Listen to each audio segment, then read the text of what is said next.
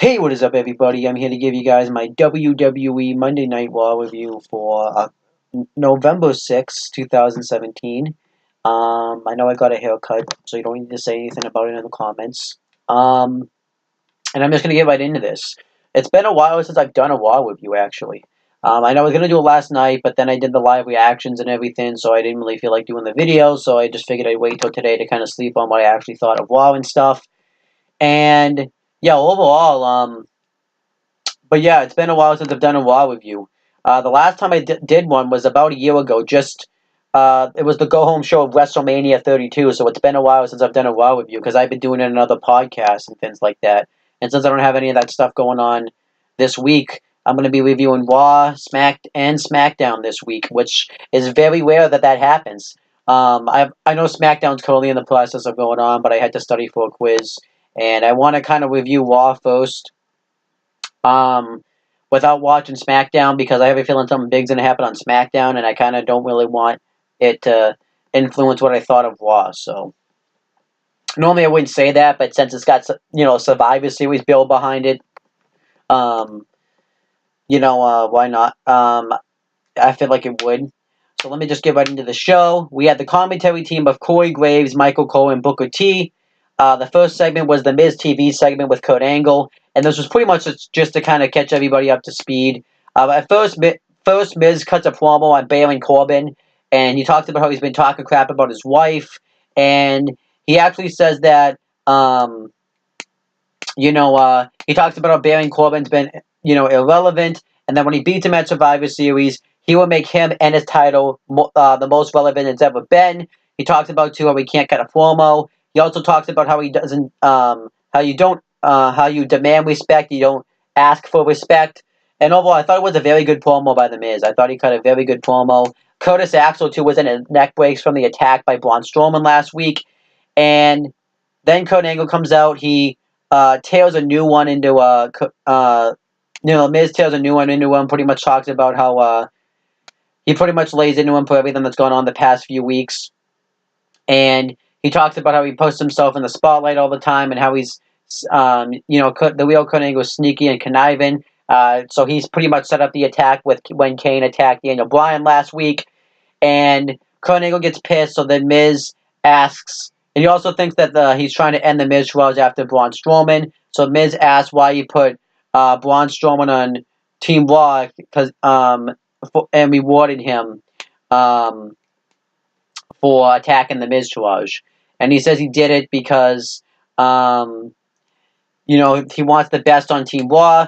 So Kurt Angle says that if Braun Strowman was also a really good negotiator, and he said he would join Team Raw if he had a match with you tonight.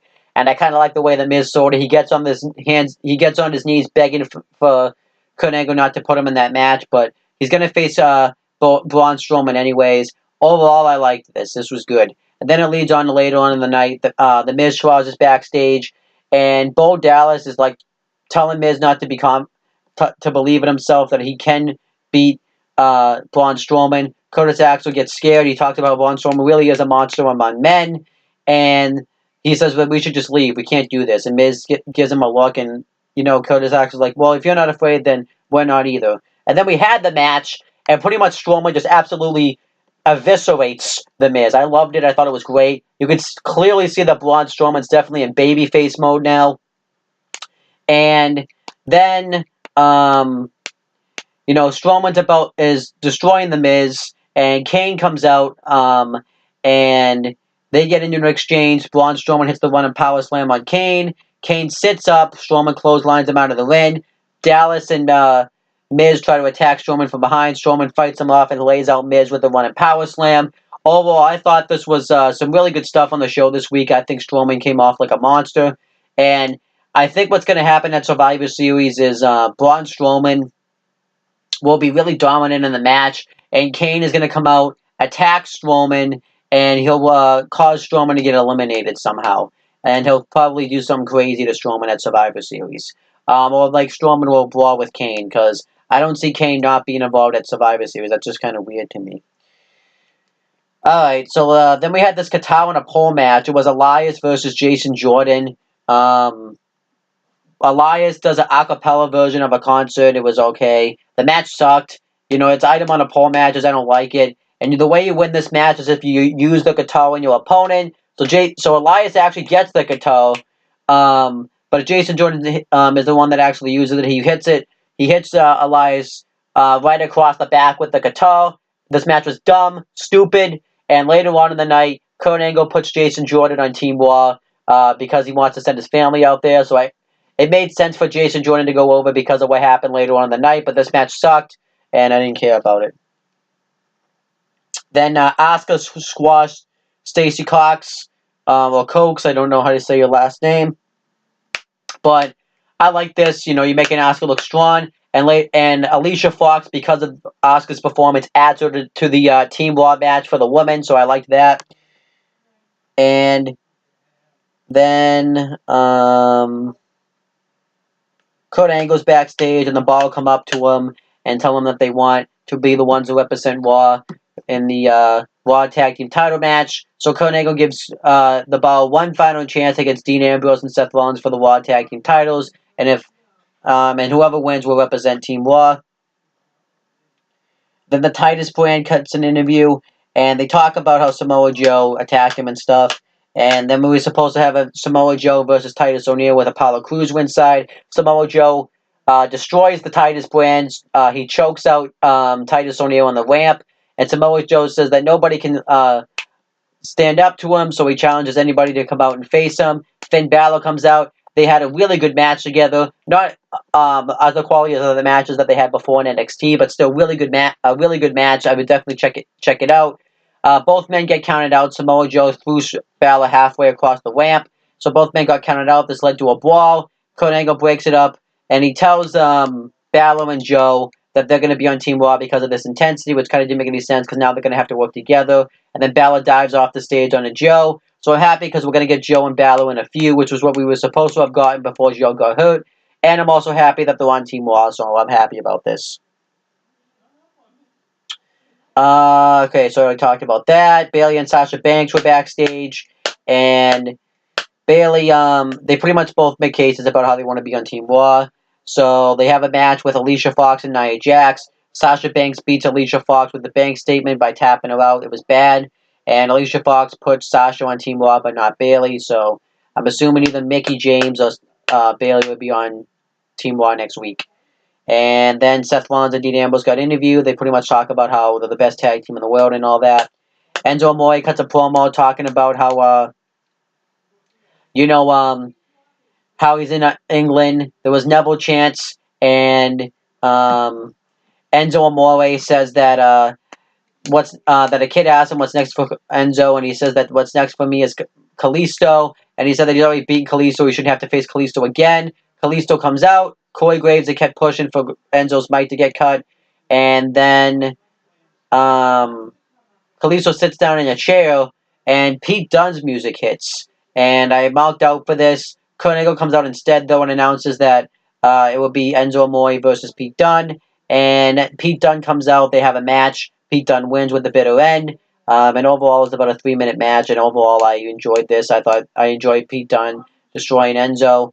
Enzo tried to cheat in the match with Kalisto by putting his feet on the ropes. Kalisto pointed out to the referee, which caused Enzo to get caught. I love this. I thought this was the highlight of the whole show. It made sense because they were in the UK, so. And then it shows a hype package for Brock Lesnar and Jinder Mahal. Not hyped about that match at all. Raw Tag Team title match.